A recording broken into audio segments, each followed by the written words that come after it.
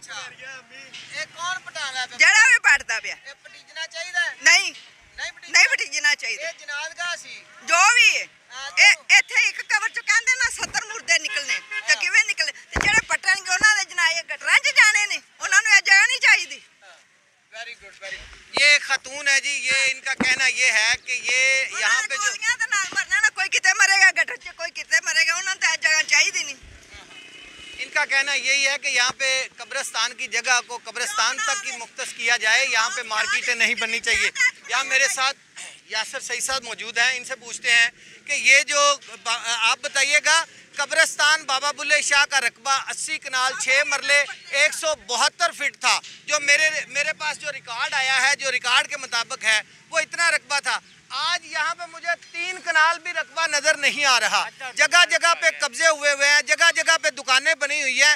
Revenue सिर्फ और सिर्फ महकमा औकाफ को ही चाहिए या यहाँ के जो वसनीक हैं बाबा बुल्ले शाह की धरती के, बाबा बुल्ले शाह के जो चाहने वाले हैं, मानने वाले हैं, जो सदियों से यहाँ पे बहुत बड़ा उर्स मनाया जाता था, अब कुछ अरसा से यहाँ पे उर्स भी नहीं मनाया जा रहा। शायद ये प्लानिंग तो नहीं कि उर्स को ख़त्म कर दिया जाए और आहिस्ता आहिस्ता बाबा जी का वो नाम तो वो तो अल्लाह तो ख़त्म नहीं होने देगा। यहाँ पे जो जगह है उसके ऊपर कब्जे किए जाएं, मार्केटें बनाई जाएं और मार्केटों से रेवेन्यू इकट्ठा किया जाए। क्या कहेंगे आप? जी करीमी साहब, सबसे पहले तो मैं आपको जो है वो अप्रिशिएट करूंगा कि आपने एक अवामी मसला जो है, एक कसूर की जो आवाम का एक दरीना मसला है, उसको आपने अपने फोरम पे उठाया। ये एक बड़ी काबिल सताइश बात है। जहाँ तक आप दरबार की बात कर रहे हैं, तो मैं चूँकि मेरी ज़िंदगी यहाँ पे गुजरी है, बिल्कुल छोटा सा था जब मैं यहाँ पे दरबार पे आता था और यहाँ मैं खेलता रहा हूँ। तो करीमी साहब, जो औकाफ ने इस दरबार का और इसकी जगह का हशर किया है, वो मेरी आंखों के सामने हुआ है। कई दफ़ा आवाज़ उठाई। असल में मसला ये है कि औकाफ का जो काम था, औकाफ अपना काम तो कर नहीं रहा। शहर में जनाजा पढ़ाने के लिए सबसे बड़ी जगह ये है। कसूर शहर से मुख्तलिफ़ कोनों से जो जनाजे आते हैं वो यहाँ पे पढ़े जाते हैं। अब जहाँ पे जनाजे पढ़े जाते थे, हमने अपने दौरे हुकूमत में जब पंजाब गवर्नमेंट थी मुस्लिम लीग नून के पास, तो यहाँ पे एक लगवाया था, ये टफ टाइल लगवाई थी। हमने एक बड़ा अच्छा एक यहाँ पे किया था, लोग आते थे, जनाजे पढ़ते थे।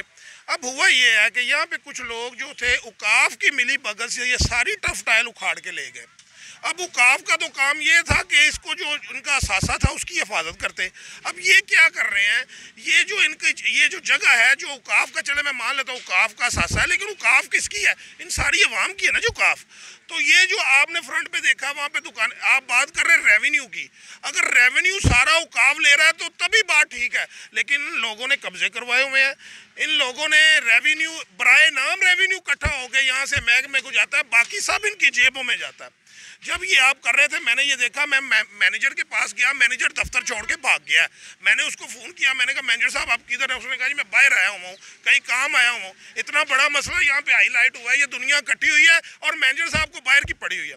और इसके अलावा यहाँ पे कुछ जगह ऐसी है, इसी जगह के अंदर कुछ जगह ऐसी है जो कि मलकीती जगह है, जिसकी रजिस्ट्री है, वो जगह भी यहाँ पे मौजूद। यासर सही साहब, ये रजिस्ट्रियों के अलावा तो जगह होती नहीं है, डेफिनेटली इसकी भी रजिस्ट्री है। किसी ने तो बाबा बुल्ले शाह को और पीर जंगली वाला और महकमा औकाफ को वक्फ की है ना। ये अगर महकमा औकाफ के पास है वो डेफिनेटली सरकारी जगह होगी। बाकी अगर पीर जंगली वाला या बाबा बुल्ले शाह के नाम पे अगर कोई रकबा है तो वो डेफिनेटली आप जैसे किसी मतलब मुखय्यर हजरात में से किसी ने ये वक्फ की होगी। इनके अपने ये ऐसा है कि ये जो जगह सारी, ये जो दुकानें आपको नज़र आ रही हैं, ये यहाँ से जो शुरू होती हैं और एंड तक जाती हैं, ये सारी जगह मलकीती है। ये कच्ची आबादी की जगह है, ये कच्ची आबादी में डिक्लेयर हुई है। इस जगह की रजिस्ट्रियाँ जो है इन लोगों के नाम है। अच्छा, इसके वो यहाँ के लोग बता रहे हैं कि यहाँ पे कब्रें थी, बल्कि अभी भी जो खुदाई हो रही है कब्रें निकल। अच्छा, इसकी कब्रों की बाबत मैं आपको बताता हूँ। यहाँ पे एक एक कब्र नहीं थी भाईजान, यहाँ पे एक एक कब्र के नीचे 4-4 कब्रें थी। ये कब्रिस्तान बहुत पुराना है, ये शायद 300 साल से भी पुराना कब्रिस्तान है। ये सारे जो दोस्त मेरे भाई है मेरी दाई साइड पे खड़े हुए हैं, ये सारे इधर के लोग ही हैं। इनको पता है कि यहाँ पे कब्रें थी।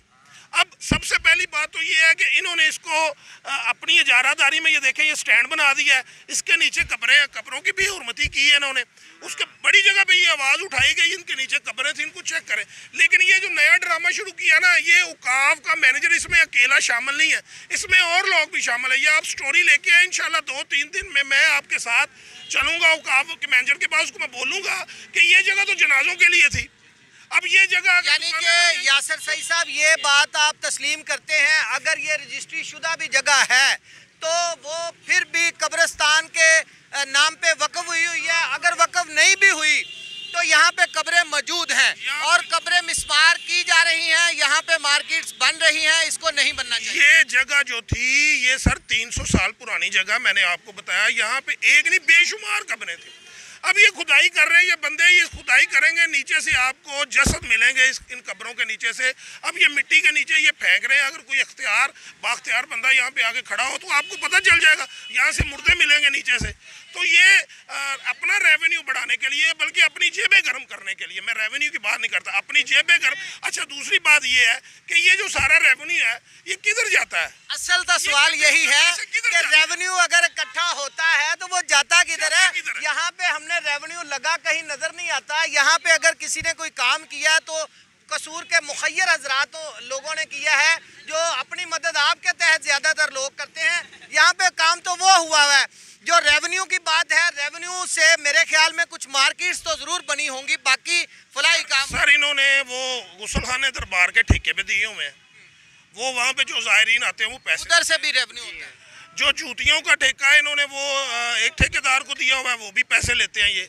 और जो बाबे के गले में पैसे जाते हैं वो गला ये खुद खोलते हैं, वो पैसा किधर जाता है? कभी आप आके देखें, जब गला खुलता है लाखों की तादाद में पैसे निकलते हैं, ब्लाइंड चेक निकलते हैं उसके अंदर से। तो इसको देखने की ज़रूरत है।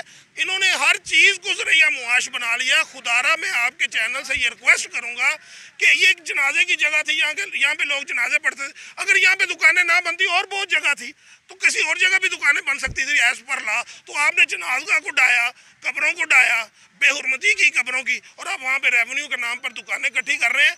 ये इंशाल्लाह आप देखेंगे, जल्द आपको पता लग जाएगा कि ये मामला कुछ और है, इसके पीछे बंदे कुछ और है। और इंशाल्लाह मैं ये अपने दोस्तों से, भाइयों से वादा करता हूँ, मैं इंशाल्लाह आपके साथ हूँ। मैं यहाँ पे इनको एक ईंट नहीं लगाने दूंगा इंशाल्लाह, ये मेरा वादा। ये मेरा हल्का है, ये मेरा हल्का है, मैं इनको एक ईंट नहीं लगाने दूंगा यहाँ पे। मैं देखूंगा कौन लगाता है यहाँ पे। अभी भी लोग खुदाई तो कर रहे थे, मैंने इनको रुकवाया, मैं आया हूँ, आप यहाँ पे काम कर रहे थे, मैंने इनको बोला, उन्होंने कहा ये ठेकेदार है। मैंने कहा बुलाओ अपने ठेकेदार को। मैं मैनेजर के पास गया हूँ, मैनेजर भाग गया है, मैनेजर मुझे मिला नहीं है। मैं मैनेजर से ये पूछना चाह रहा था कि ये तुम किस अथॉरिटी से कर रहे हो। और इसमें कुछ जगह पे जो लिटिगेशन है वो अदालतों में चल रही है, इसका कुछ मामला अभी अदालतों में चल रहा है। वो तो ये अभी चीज़ें क्लियर होंगी तो आपको पता चलेगा कि ये तो सरासर गैर कानूनी तौर पे ये काम कर रहे हैं ये सारे लोग। जी बहुत शुक्रिया। ये यासर सईद साहब थे कसूर से। मुझे तो इस बात की खुशी हो रही है कि कसूर में से कोई एक सियासतदान, कोई एक बंदा तो निकला जो बाबा बुल्ले शाह की धरती के लिए बोला, जिसने ये वादा किया है। उनका हल्का भी यही है कि मैं यहाँ पे एक ईंट भी नहीं लगने दूंगा। ये जनाजगाह की जगह है, बाबा बुल्ले शाह की जगह है, यहाँ पे जनाजगाह ही रहेगी।